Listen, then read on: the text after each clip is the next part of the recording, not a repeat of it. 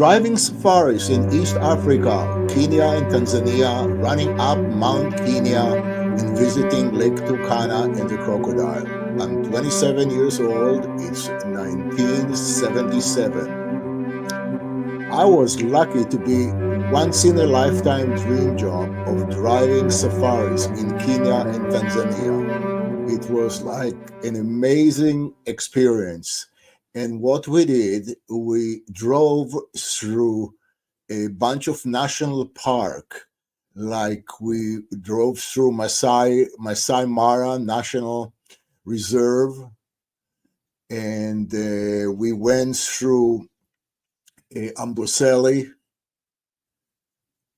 and we went through Lake Nakuru. It was like an amazing for me to be paid to go through all these parks with a bunch of the first time were Israelis, and later on it was just all kind of tourists.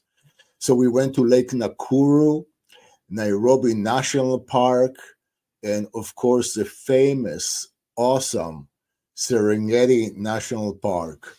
I mean, it was like what a gift and what a surprise in some regard. There was a special moment of me pausing by the equator. It was like almost a spiritual experience to stand by the equator. Something was so special about being there in the middle of the planet. And I remember just some years ago, I still remember the excitement that I felt standing in the equator. And of course, as we went to the national park, we saw tons of animals. We saw elephants. We saw lions, and lions even in a close proximity to us. We saw giraffes. And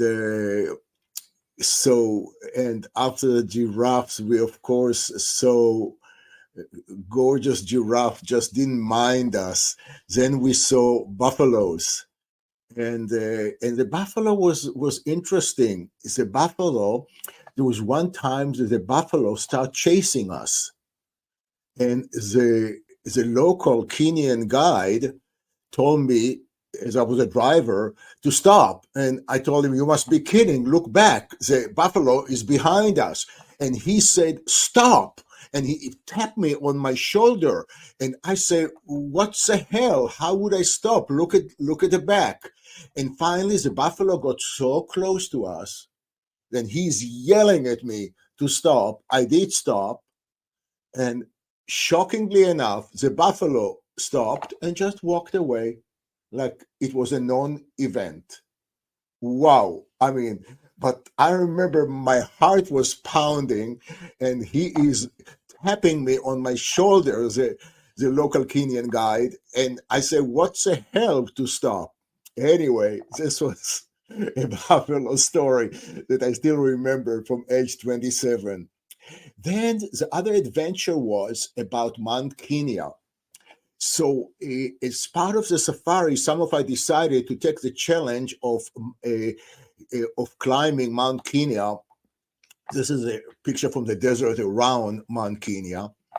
And it's we took the route of Mount Kenya, 7 hours climb from 2,400 meters, which is 7,900 feet, to 3,050 meters, 10,000 feet, starting at the end in Nairobi Park Gate. It was like incredible to be able to do it in 1 day up and 1 day down. The change in altitude and the significant